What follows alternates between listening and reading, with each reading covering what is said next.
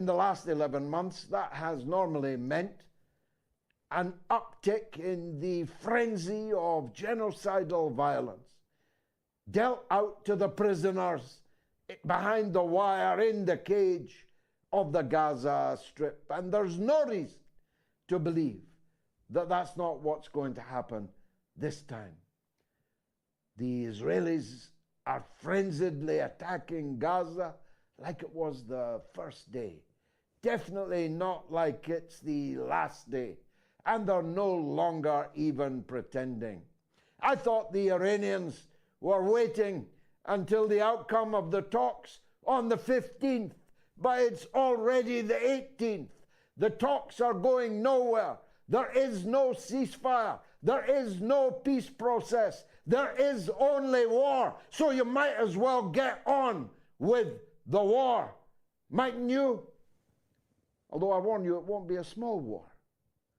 I warn you that the worm has turned, that the empire can now strike back at the metropolis, that the natives are heavily armed, extremely restless, and their people are ready to face you. The so-called peace talks, which were really a means by which America tried to get Netanyahu to put some lipstick on his pig, to give them some kind of breakthrough that they could package as a ceasefire for 1 week. The UN just asked Israel for a ceasefire for 1 week so that they could inoculate all the children in Gaza for polio. Polio is now back. I was going to say on the streets of Gaza, but there are no streets left. Amongst the rubble, in the wreckage, in the stinking cemetery that Gaza has become, polio is now rampant. Now, Israel said no. Now, I mean, I'm no lawyer, but if that's not genocide, I don't know what would be genocide. It's also incredibly stupid to imagine that polio will be stopped by a barbed wire fence around a concentration camp. It's incredibly stupid to think that you can keep these diseases in the ghetto that you have erected and thrown millions of people behind. Polio in Tel Aviv. Look out for polio in Haifa. You think polio can be restricted behind wire? You idiots. But the 1 week ceasefire was not allowed. A 6 week ceasefire was not allowed. But a 1 week or a 6 week ceasefire will change nothing at all. Will merely mean that the genocide will begin again and again and again, as it has done for more than 75 years. The truth is, Israel is like that famous surgeon that cannot operate on his own foot. It is a practical impossibility. Israel will not solve this problem.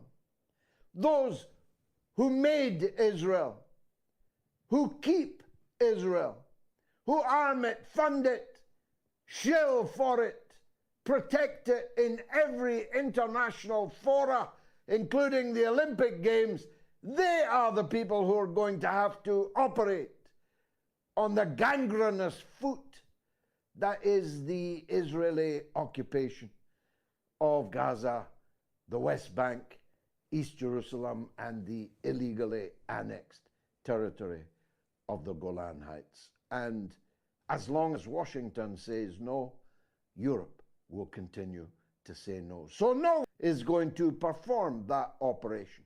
So gangrenous poison will do what gangrenous poison does.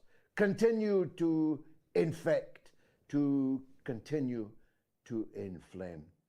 And the flames are about to burst. for the Yemenis, for the Iraqis, for the Iranians to keeping on waiting. There was every reason.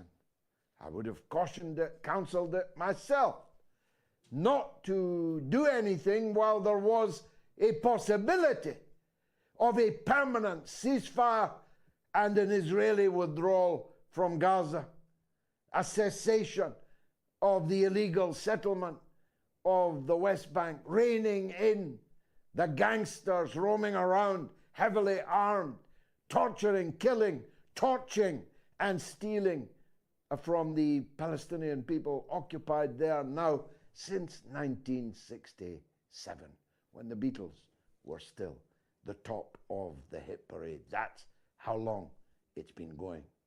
So now that it is not going to happen, what's the reason for, after all the talk and after all the anticipation, holding back any longer? That's why I fully expect that this night or the next night, the long anticipated, awaited retaliation for the gratuitous, cold-blooded murder, most foul, in Tehran and in Beirut will finally fly.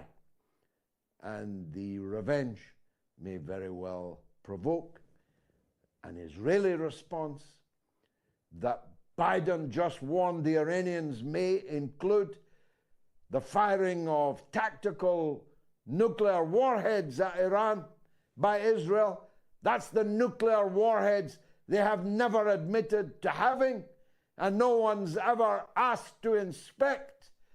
But if Biden says they're going to fire nuclear weapons, that's the first official recognition by the US that Israel is a nuclear-armed state.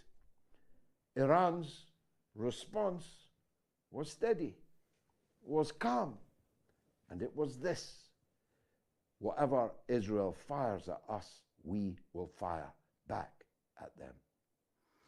Israel fires at us, we will fire back at them. And that's why I keep saying to you that calling this a Middle East war, as our poll does this evening, calling this a regional war, as most commentators call it, is insufficient. Because once war on that scale begins, on top of the world's oil fields, gas fields, the Straits of Hormuz, the Red Sea, to what extent can that be described as a regional war? The economy of Western countries will immediately halt. There'll be no oil. There'll be no goods in the Suez Canal. There will be nothing sailing through the Red Sea. Dubai will no longer exist. Hope you've not bought a flat there. Dubai will be a field of cinders that used to be the towers in the sky built by people with bare feet over this last 50 years or so. These consequences of an all-out war in the Middle East are incalculable, not least because whilst Israel has a big brother called the United States, Iran has two big brothers, and they're bigger than Israel's big brother. Russia and China are bigger than the United States and, who is it? Italy and Holland and Britain. You know, the other brothers of Netanyahu, Gallant, Ben-Gvir, Smotrich, and the rest. So hold on to your hats.